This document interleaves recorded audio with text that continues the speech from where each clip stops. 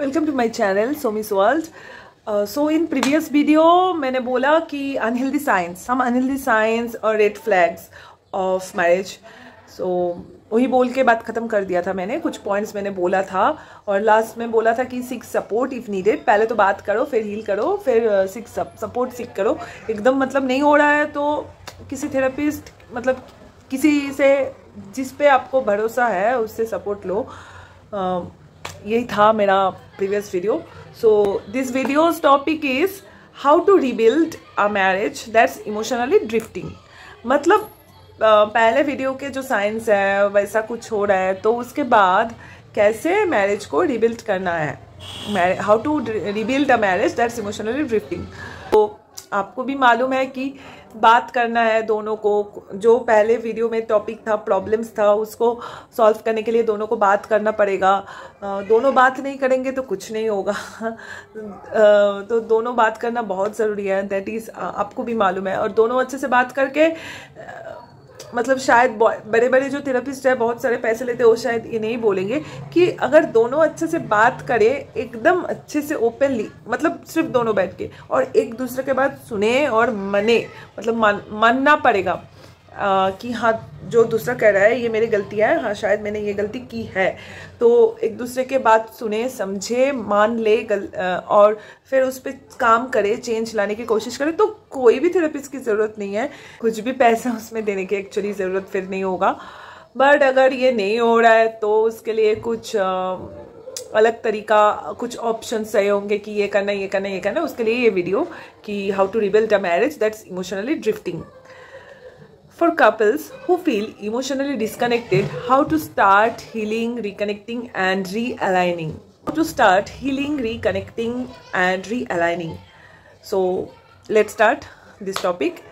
Sometimes even in long marriages, couples feel like they have become strangers to each other.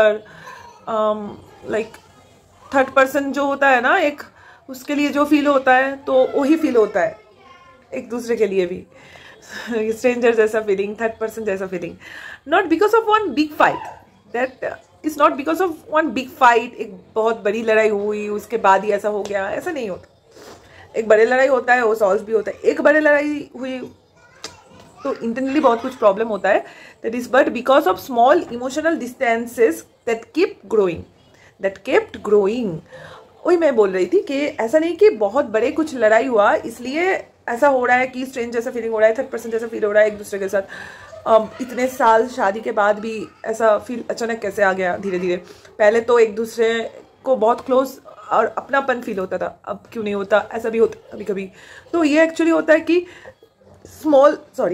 Small emotional distances kept growing by time and time. जो मैंने पहले बोला था previous topics में, red science, और उसके भी पहले टॉपिक में जो बोला था कि हाउ हेल्दी मैरिज के साइंस, तो वो सब जो मैच अगर हेल्दी मैरिज साइंस के साथ अगर नहीं मैच कर रहा है और अनहेल्दी साइंस और रेड साइंस के साथ अगर मैच कर रहा है और डे टू डे अगर ऐसा होता गया कि हाँ फैमिली बाउंड्रीज एक पार्टनर ने नहीं रखा, घर के काम में कभी भी मदद नहीं की, कभी भी कपल स्पेस या साथ में टाइम बिताना वो नहीं किया, उसको इमोशनली डाउन फील हो रहा है वो नहीं देखा, उसका ड्रीम जो है उस पर वो काम करना चाहती थी या चाहते था वो कर नहीं पाए, उसमें मदद नहीं मिले दूसरे पार्टनर से, उसको ओपिनियन मतलब देना था जब हर वक्त तो उसको दबा दिया गया। तो ऐसा अगर होते होते आया तो वो चुप रह गया या रह गई कि बोल के बेकार का क्यों रिश्ता खराब करना। बट मन ही मन में उसने वो चीज़ को रखा और इमोशनल डिस्टेंस ग्रो किया। इमोशनल डिस्टेंस ग्रो होते time to time, by month, by year, ऐसा हो गया कि स्ट्रेंज फीलिंग हो रहा है। तो कोई बड़े फाइट से ये नहीं होता, ये ऐसे ही होता है कि ऐसा फीलिंग आता है कि एक दूसरे के साथ अच्छा नहीं लगता इतने साल रहने के बाद भी। If you ever felt like you and your partner are living parallel lives, emotionally drifting, this part is for you. But here's the good news, emotional connection can be rebuilt, not overnight, but step by step with mutual intention.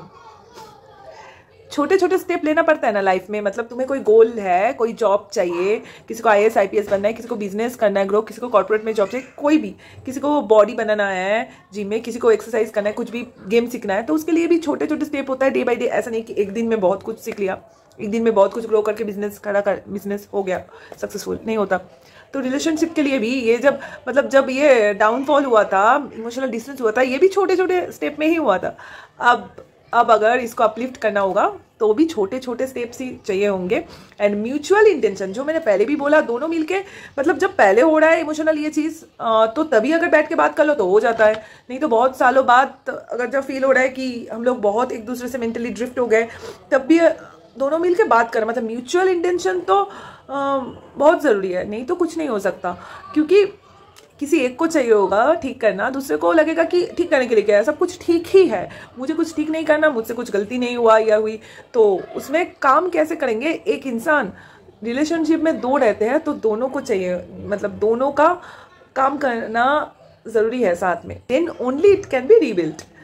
And this is a normal and basic thing कि mutual intention होगा तो rebuilt हो जाएगा। जो भी बिखरा है, जो भी प्रॉब्लम हुआ है, वो ठीक होके फिर से दोनों और ज़्यादा अच्छे तरीके से निखर के आएंगे जब दोनों साथ में समझ जाएंगे, दोनों एक दूसरे को मानेंगे, समझेंगे, सुनेंगे। Now I am gonna tell you 5 points to reconnect emotionally. So point 1 is start with honest check-ins. Honest. How are we really doing? Ask with no blame, only curiosity.